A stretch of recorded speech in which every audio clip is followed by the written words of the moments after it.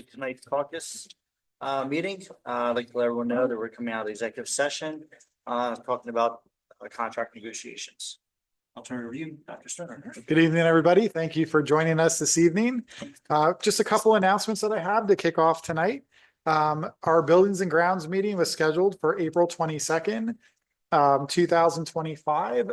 At this time, we do not have any items for the meeting. Just checking to see if anybody does. If not, we will forgo the meeting. Thanks. Our next announcement is we are going to be holding a special voting meeting on April 17th, 2025 at 5:30. And the sole purpose of this special meeting will be to vote on the collective bargaining agreement. Okay. I would just say, again, it's really important that everybody is participating in that day. I know that this is not a typical night to have a board meeting. So if you do need accommodations as far as zooming in or via phone, please reach out to me before the 17th so we can have that all set up for you. But we will have that meeting. It'll be brief. And we'll follow that. We'll be the Sierra Committee and we'll be in here. All right. Any questions? All right. Great. Just want to go over, highlight a couple personnel items with all of you as we go through looking at our agenda for tomorrow evening. We do have some, you'll see under personnel, we do have some resignations. Again, one that I would like to highlight is letter C, Josh Pepley, and that was the software application specialist that we had spoke about earlier. And also we do have a second grade teacher that is also resigning. And because of enrollment, we are looking at moving that into a third grade on that position because that's where our high numbers are right now. So that would be something that we're looking at moving forward, and we wish them all well in their next endeavors. Number two, I just wanted to highlight that we did have an opening due to a retirement here at the middle school in health and PE. I'm happy to share that one of our own, Zachary Strout, will be transitioning or transferring into that position. Zach currently holds the PE health position for grades 3 through 8. This new transfer will be having him focus on 5 to 8 here at the middle school.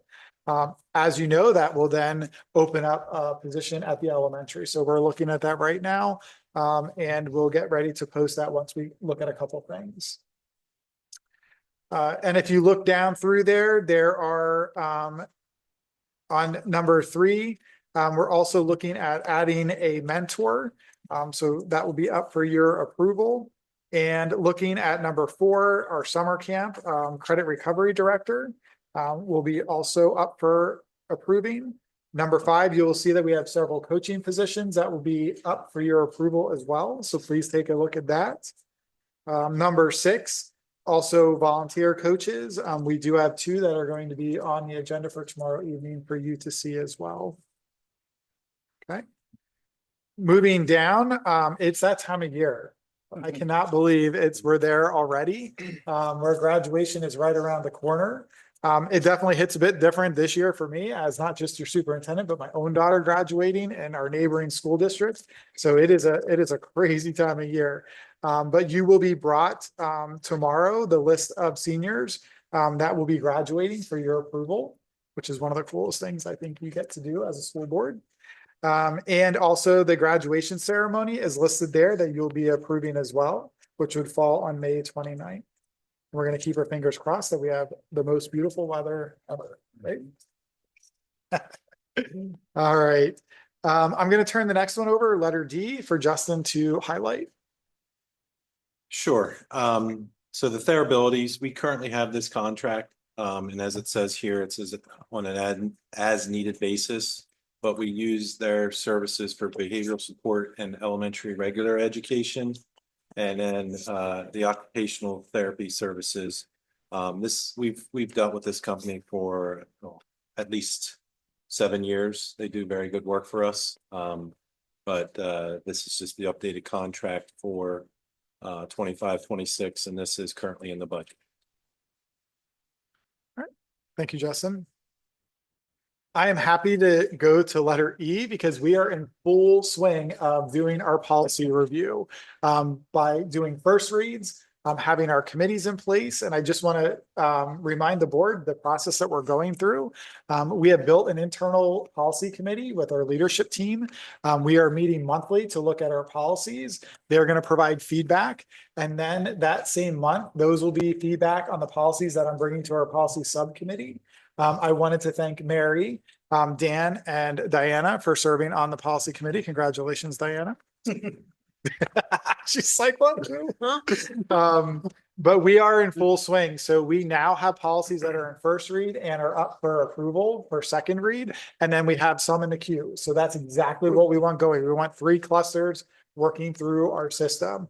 And I do want to personally thank our internal committee. That was such a great addition to this process. It was very positive. Each building is represented by one of their leaders, whether it's the principal or assistant principal. Our special education director is also present, along with Dr. Myers and myself. And we will pull in other leaders depending on what the policies are. Anything with finance, obviously Justin's going to be part of that. Anything with athletics, John will be part of that, and so on and so forth. So we will pull them in. When we come to the subcommittee with the policies that they're going to be looking at, they will not only get feedback from PSBA, but they'll also be getting feedback from our leadership team and then feedback from your committee. So you will see here in letter E, those will be up for approval as a second read because they sat for 30 days, which allowed the board to look through them, ask questions, and it also allowed the community to look through those as well. If we go down to letter F, those would be new board policies that are in that cluster. So that would have been in that group for the second read. We will be bringing tonight, we do have a new set of policies that the subcommittee is working through and leadership team. That is from policy 321 down to 334 with 2 retired policies, 326 and 327. And I do just want to remind you that there are several reasons why a policy might be retired. One, because what was in the policy doesn't exist anymore. In education, some policies absorb the old policy, so there is no reason for it to be by itself. And also with the new school code, some policies kept the number but were renamed. So all of those reasons are why a policy would need to be retired, because the last thing we want to do is be working off a policy that isn't accurate anymore. Any questions about any of the agenda items that I covered? I don't think so. All right, great. Now we'll move on to finances. Okay, starting with the general fund, we had a beginning balance of $12,293,362.85. We had revenue for the month of $1,933,597.91. We had a transfer to the cafeteria fund of $28,000. We had payroll expenditures of $1,186,615.92 and other expenditures of $2,473,569.32, leaving an ending balance of $10,538,775.52. Looking over the revenue for the month, very standard. If you have any specific questions, please let me know.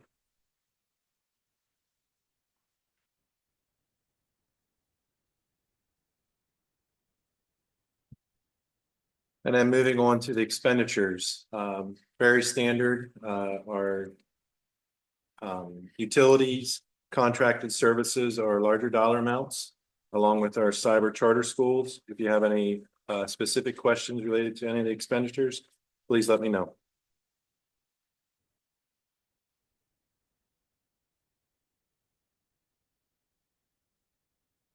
Okay, moving on to the cafeteria fund. We had a beginning balance of negative $78,191.97. Revenue for the month of $98,713.62. Let's transfer from the general fund of $28,000. Payroll expenditures of $59,571.40. And other expenditures of $92,827.89.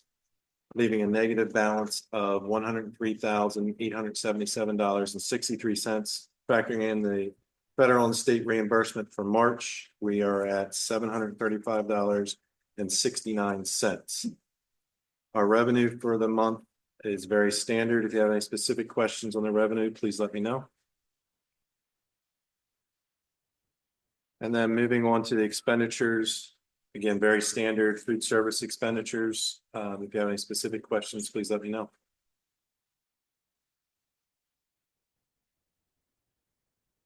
Okay, moving on to the capital reserve fund.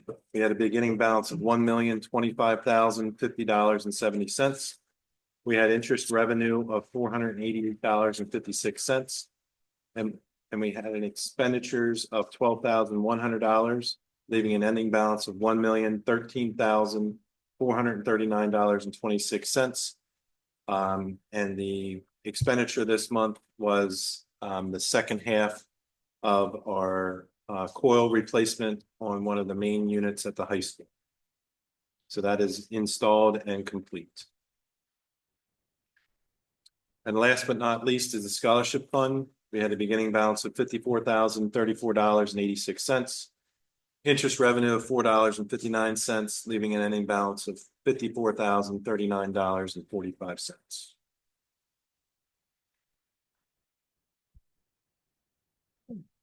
Thank you, Justin. Any questions? All right, very good. Okay, we're going to now move into our discussion items, and we will be looking at the consent agenda. So I have down for consent agenda under personnel would be items 1, 2, and 6. Again, under personnel, that's items 1, 2, and 6. And letters G and H.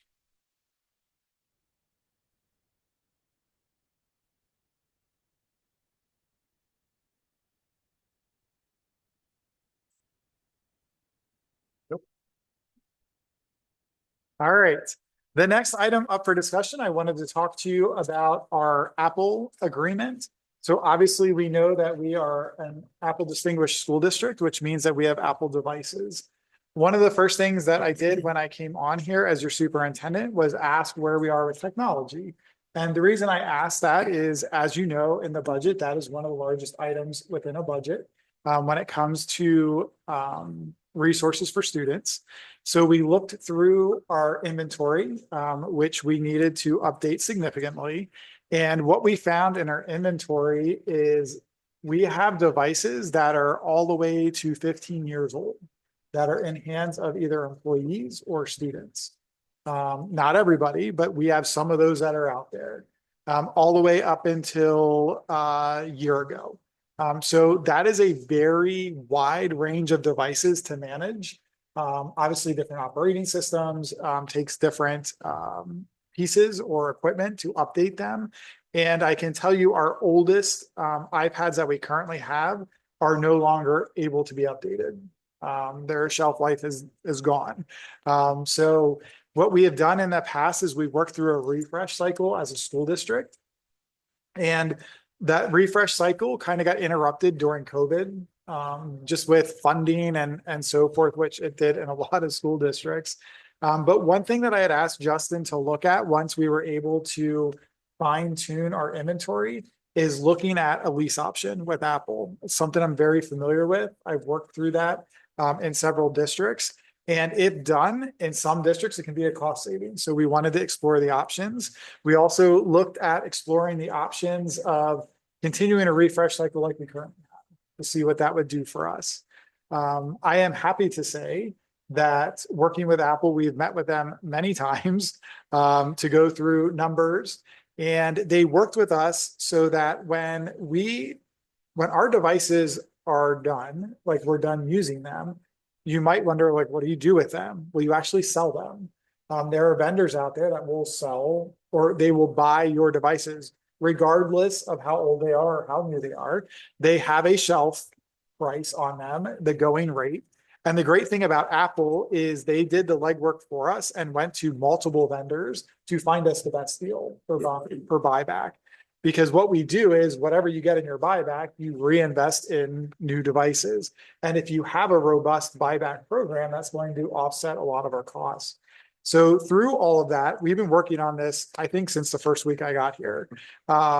Sorry, but it's a good thing. So we worked through it and we did realize, and Justin learned about leasing along the way and knew some of it, but digging into it to see what it could do for us here at Bermudian. And I am happy to say that we did realize that this is our best option for us. It is going to save us significant money, anywhere over $50,000, that we can reinvest into our devices. What this does is it will take all of our devices and we are selling them back. And what it's allowing us is to get all the devices that are in the same operating system that are across the board, whether it's in our laptops or our iPads. It will also make sure that all of our students not only have iPads, but also have iPads with keyboards. And if you recall Dr. Myers talking about, some of our students are testing online for PSSAs and Keystones. Next year, it is mandated. There is no choice. Every district in the school district, any school district in the state of Pennsylvania will have to do all PSSAs and Keystones online. And any district that works with iPads gives students the option to have keyboards, and it is preferred. And that we are able to provide that to our students. Now, our newest iPads, we are not going to sell back because they are new. Those will be pushed into our elementary school, so that all of our students will have the most updated devices, and we can still save money while we're doing it. It will save money on what we're paying to fix our devices that we currently have. And it'll make sure that we're on the same operating system so that when we're pushing out apps and we're pushing out programs, they can handle them. Right now, it depends on what the operating system is. It will be better for our tech team, our two, that we have to make sure they stay up to date with all those devices. And it will help us too, as far as the instructional use of those devices. We were going to have to refresh anyway. We were going to have to sell back devices anyway, but by working through a lease, which will be how many years? 4 years. At what percentage? 0, 0% interest. same as cash. So we wanted to take advantage of that opportunity with Apple. And since we've been an Apple Distinguished School District and we've had a long time partnership with them, I feel like they've really worked with us and got us the best deal we could possibly get and save money along the way. So it's nothing that you need to vote on. It was more of just bringing it to your attention, just so that you know that that is an area that we will be able to save. Is it going into next school year? Yeah, So it'll the happen this goal, summer. yeah, the disbursement would happen over the summer. Yep. So we'll get all the devices, we'll develop a plan to get the old devices back and making sure that we're pushing out new devices. They also bring up the security posture. Yes, For devices too. correct. Oh, no. Good. Okay. The other thing that I also wanted to share is one of the things that we looked at is, yeah, we do like new devices. We do, like, that's nice to have. But one thing that we really dove into is making sure we had the appropriate devices, that we didn't have devices that were here and we really just need a device that's here. We wanted to make sure that we didn't overspend, that we didn't get devices that we're underutilizing because they have so much more power that we'll never use. So that we did make some adjustments in the devices that we have. So that also helps us save money. Any questions? Good news. Yeah. Still good news. Okay. All right, Justin, you ready for a budget presentation? Did you share with Major me? co-host. You did.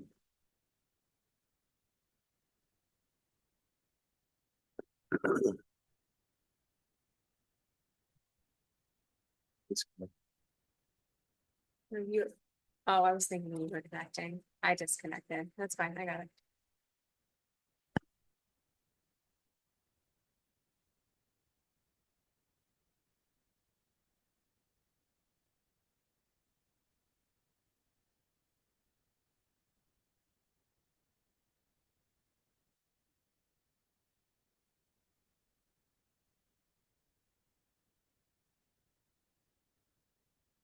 Okay.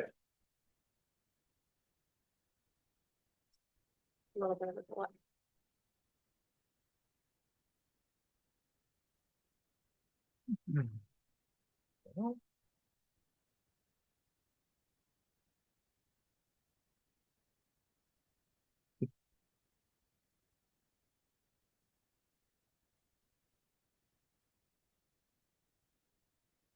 Share. You're not sharing, I'm sharing. Are you in presentation mode? I'm sharing my screen.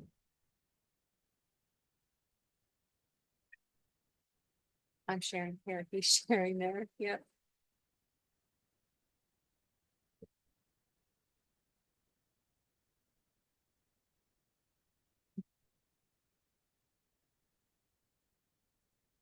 Great. All right. Here we go. Sorry about that. All right, so starting out, our estimate changes since March. So do a full detailed analysis. Update information received. April, I go back through all the accounts.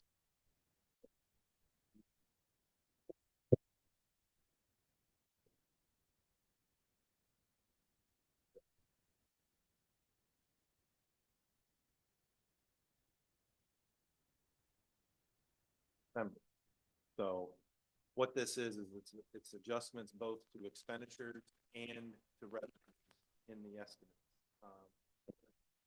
24.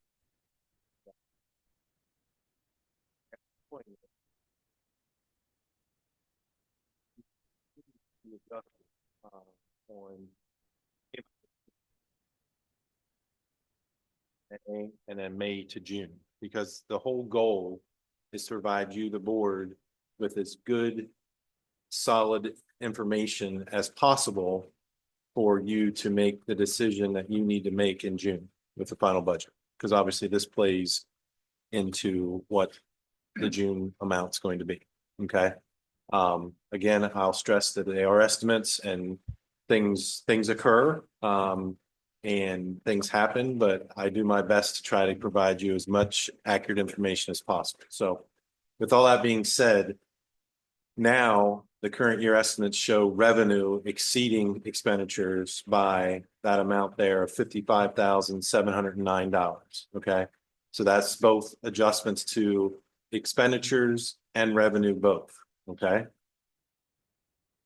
On the budget side, so obviously, for the May meeting, I'm going to providing you with the savings that we're going to have as a result of the Apple lease that we just talked about.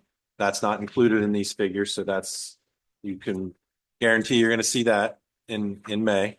But the salary and benefits of our retirees, of our professional staff that have already provided their retirement letters, that's factored in here now. So that's a decrease in expenditures of $41,524. And then the revenue item that has changed is our retirement reimbursement. So that's looking at where we are expenditure wise and our reimbursement we received so far, along with looking back through previous years, as well as also working with PDE to understand that we are going to receive this additional funding. So it's an increase in our retirement reimbursement of $259,979. So the total impact, obviously a decrease in expenditures and an increase in revenue. It's a total positive budget impact of $301,503. Okay. So factoring those in here, those two numbers that you see at the bottom of this slide, the 259,979, as well as the 41,524, that's where you get we move up two lines there. You'll see the 301,503. So that's the reduction this month. So last month, if you remember, the columns flow from right I'm going to go opposite of what you're used to, go right to left. So the furthest to the right is the Act One index. Then we come back one to the left, that's the 3.6%. Come back another one, that's 1.8. And then the furthest to the left is the 0%. Okay. So that first line that you see red numbers, that's what the numbers were as a result of last month's adjustments to the budget, factoring in the 301,503. The new updated numbers for this month is that second line of red numbers. So the deficit stands at the Act One index of $1,176,760 at the Act One index, and then flows to the left based on what option you choose. Does that make sense? Okay.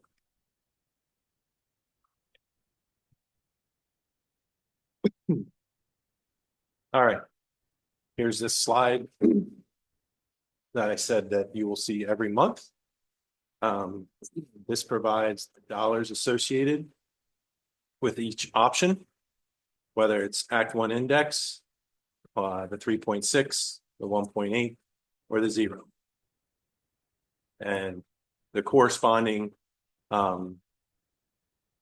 monthly tax increase that it would affect average assessed properties in each one of the municipalities is what you see on the bottom. So from East Berlin down to York Springs, you can see the effect on the average assessed property for each tax option, and that's a monthly cost. Okay. Any questions related to that? It's the same one you've seen each month. Okay, so this is a fund balance analysis, and this is based off of the numbers that you've been seeing each month. So this is based off the Act One index of a 5.4% tax increase. So that fund balance, that beginning fund balance has never changed because that's the audited number for that we received for our July 1 starting number. This number, the next line, that has changed. That's the addition of what our estimates are showing currently. Okay, so that's at $55,709. So now I'm adding those two numbers together. I'm not subtracting because our revenues are right now projected to exceed our expenditures. So we're at $6,599,387. That's the estimated number right now currently at the end of this current fiscal year, June 30th, 2025. So then taking the deficit, if it was at the 5.4% of the 1.1 million, that would leave you with an estimated fund balance at the end of next fiscal year, so June 30th, 2026, of $5,422,000. Okay. So with those figures, if you remember that $5,422,000, if you look in that first column, 2026, and look at the second to last line, that's where you're going to see that. That's the beginning of year fund balance for the start of the 26-27 school year. Okay. With the adjusted estimates and the adjustments to our budget, this is where we stand currently. So after in year one, we would have an ending fund balance of roughly $3 million.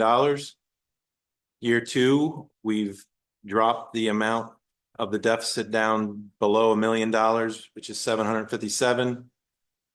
And I always say, and I will continue, once you get out to the third year, there's a lot of assumptions that are playing on. A lot of things can change. So, but obviously these numbers have, as we've worked from January till now, these numbers have definitely improved. Okay. And that's what we want to see. I can't always guarantee that that's going to happen, but I'm going to actually love it every time it does. Okay. So again, this is at the Act One index. This is what it would look like. So now I'm going to show you what it looked like last month, just for comparison purposes. So as you can see, that second year, 27-28, we're currently at 757,000. Last month, we were 1.5 million deficit. So that's the movement, as you can see here. So that's current. That was last month. So we're trending in a good direction. Okay. Now, this is looking at it. This is current numbers. If this is at the 3.6. So this is one step down from the Act 1 index. Okay. So you're looking at a 2.7 million fund balance after the first year. And then your 757 goes up to 1.3 million deficit. Okay. Everybody understand what I'm showing here? I'm showing you the different options, what the estimates look like on the different tax options. Okay. Here's the next one. So here's the 1.8% tax increase. As you can see, now you're down to 2.4. And then the second year, your deficit grows to just shy of 2 million. And then finally, the 0%, you're down to 2.1 first year. And then you're just shy of 2.5 million deficit in year 2. Okay. So just a reminder, Pennsylvania School Code allows for a reduction in millage rate from the preliminary budget to the final budget, but not an increase in the millage rate. Okay. So, and again, I will remind everyone, the millage rate is not final until you vote at the June board meeting. Okay. What you're voting on next meeting is the preliminary budget. That is not the final budget. That is not anything that will show on any tax bill. What will show on a tax bill is voted on in June, not May. Okay. So the budget must sit for 30 days from the approval of your preliminary budget, which is the May meeting, until the final adoption in June. That's why there's an extra week between May and June. It's for this allowance of 30 days of the budget sitting. Okay. But again, I'll remind everyone, you cannot increase your millage rate from your preliminary to your final. You can only reduce it. So at this point, I would just like a direction on how the board would like me to bring the preliminary budget presented. I will share that in the past, and this is just letting you know, I mean, you whatever you tell me, I will do. But we have historically approved the Act 1 index with then any discussions that lead to whatever the final budget decision you would make in June. But that's what we have traditionally done. Okay. I like what Justin just said. I agree with doing what we've done in the past because it gives us the flexibility to be able to move down, obviously not move up. If we lock too low, something happens, we would not be able to adjust. So that's why I think we should be. Anybody else have any comments about giving Justin the guidance that he needs to move forward for May's meeting? Yeah, I'm not for the 5.4. Remember, it's For just what? the ceiling. I know it's just, I'm not for the 5.4%. Then the people are gonna sit here for another month and worry about what we're gonna vote for. I would prefer it to be lower than that. I would prefer it to be at least the 3.6. I think Because I don't want my people sitting out there thinking that, and we could go to 5.4. I would suggest if you would talk to some of the people that don't understand, maybe educate them Right. on how the process works. That's what I would do. Because, like you said, it's preliminary, it's not the final, but it gives us the flexibility. I think if people understand the process, because I ran into this before too, and I explain it to them and they understand that you don't want to put yourself in a bind, put yourself in a corner you can't move, then they understand why some of the decisions, why discussions are made. That'd be my recommendation. People are already in the corner that they can't move. I already know my people. So this is, I'm not negotiating on this. I do not want the 5.4 put in the thing for next month for my people to sit there and decide, well, if something happens with whatever's going on in the country, you know what I mean? I just cannot vote for 5.4. So it's not a vote. It's not a vote, but I don't want it in the. So if, is anybody else for that way? If it's only one, we'll move forward with the direction that Justin put out. If there's others that want to have more discussion on it, we can. But I think those are the two options on the board right now. Unless there's another option I'm not aware of. So if you're at 5.4 at this point, then next month, there's no option to reduce? No, you can't. Yes. We're paying- We can go down. Barely We can't the go back up. ceiling. Yes, you can't go up. You can't go up. So one thing I just wanted to remind everybody of, a few months back, we were given, the state approved us at a 7.2% Act One index. The 5.4 was the midpoint, because there was no way that, I can't speak for anybody else on the board, other than maybe Ruth, but Ruth doesn't want the 5.4, but I also was not in favor of it. You know, we understand that there are seniors out there who have to make the decision between medications, their taxes are going up, there's a whole bunch of other things. The source of this problem is funding in public education. Per law, by the Constitution of the Penn State, Pennsylvania Constitution, we are supposed to be funded at 50%. We are currently funded at 38 to 40%. The Basic Education Commission last year, yes, I got us a bump, but what's that going to look like this year? It's not going to be enough. We have obligations with special ed that is very volatile. We have transportation costs. We have PSERS that we are obligated to pay. We have a list. We have a whole list of things that we are locked into. And I've learned this from multiple conversations with Justin, who is great at explaining these things, that we literally are in a position because of the way laws are written, we are not supported financially by the state the way we should be. That puts us in, and also we have to approve our budget before the state approves their budget. So we're approving our budget in the blind, which is not the way it's supposed to be. But that's kind of just the way it goes. So with us not being funded, we have no choice but to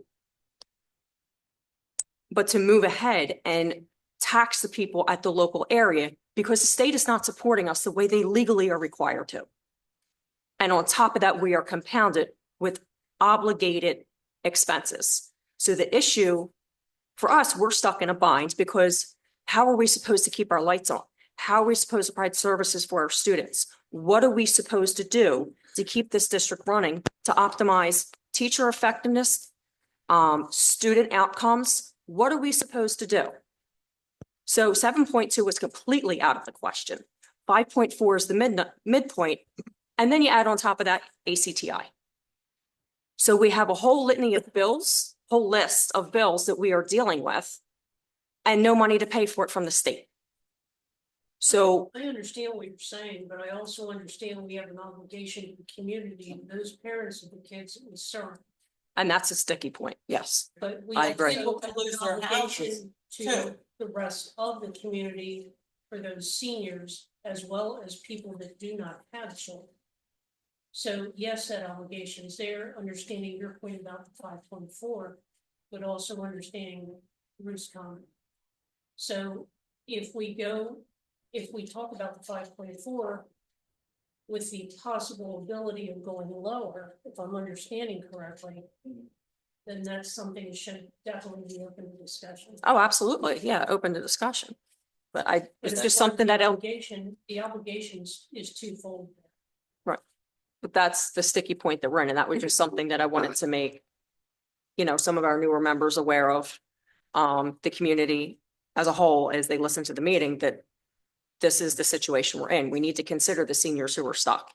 We need to consider a whole list of things. It's not just one group of people.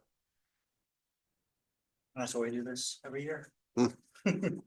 I recall 7.2% being on the table last year. I didn't know that already got nixed this year. 7.2 was the Act One index last year. That's right. This year's Act One index is 5.4.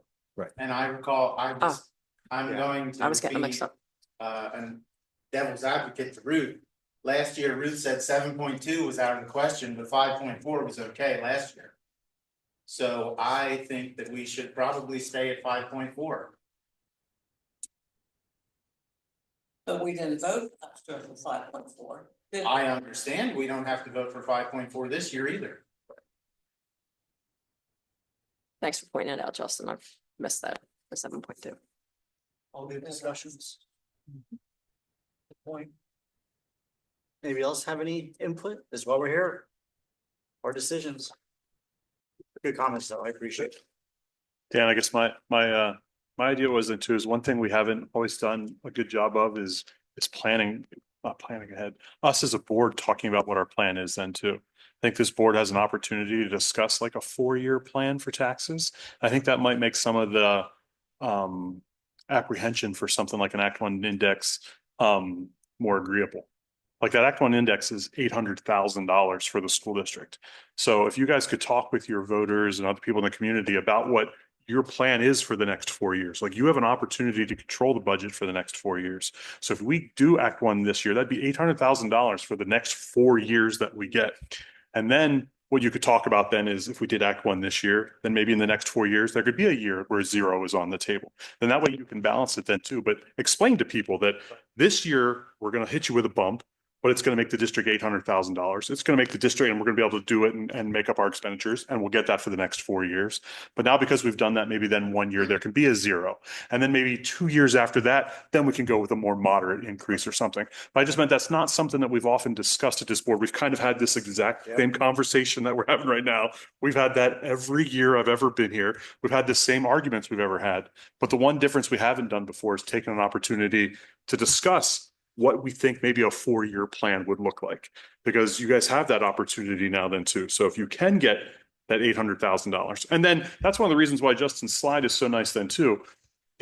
Taxes, we have to be beholden to the taxpayers to understand that they have limited income. But that's one of the reasons why that slide is good, is it is $12. So I don't want to pick apart, like I know it's everyone needs every dollar they get, but for asking the people in our community for $12, that gets us $800,000 for the next 4 years, or actually forever, compounding $800,000 all the time.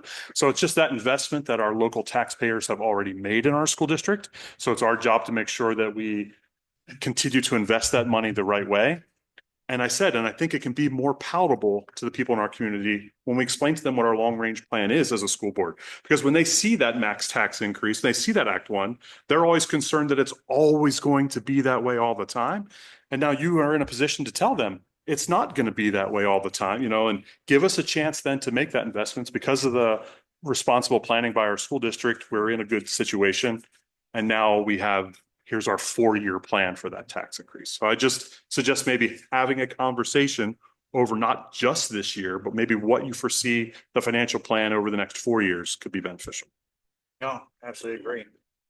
I think there's been some conversations with specific programs like ACTI, how we're going to end up funding that over the last few months. So I completely agree with you, Matt.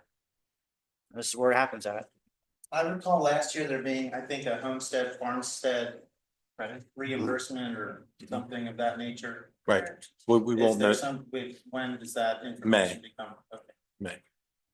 So I'll have that I'll be presenting that prior to you voting on the preliminary budget. Okay. So that'll be factored in before you make your decision in June, definitely. Anybody else want to have anything else to say before we give Justin the direction? Neil? Chad, Mary? Nope, you guys are good? Okay. Well, I think I'm not gonna put anything out there. I mean, the majority of the board right now, I think the direction is to go with the Act One index like we do traditionally. And then we can readjust at the next meeting. Mary? Thank you Everybody very good? much. All right, thank you very much, Justin. Thank you, Justin. Appreciate that. All right, moving forward, board policy review. Again, I did go over this previously in our meeting. We do have first reads for policy 321 to 334 with the retirement of policy 326 and policy 327. Those starting today will go on out there for review for 30 days, and then we'll bring these back in May. So at this time, I gave a subcommittee for negotiations and executive session, also gave a report out for our policy subcommittee. Anything for Sarah? And we did not have a meeting last month, but will April 17th. Okay. think I covered all the committees. think so. I think so. Yep. Any updates, Brian, on ACTI? So you may remember last month I stated that the person slated to be hired as the new ACTI director backed out, which was going to leave a void in leadership there, but fortunately, current director Sean Eckenrode has agreed to remain for an additional year. And at this time, the Joint Committee is recommending to create an assistant to the director at ACTI, so that I think may have already gone out to I think may have already been advertised. You know about that, right? I didn't see it advertised yet. Did you? I didn't see it advertised yet. So they're gonna be looking to hire that position in the coming months. And that will really hopefully ease the transition next year when Mr. Eckenrode does retire. That's all I have. Thank you very much.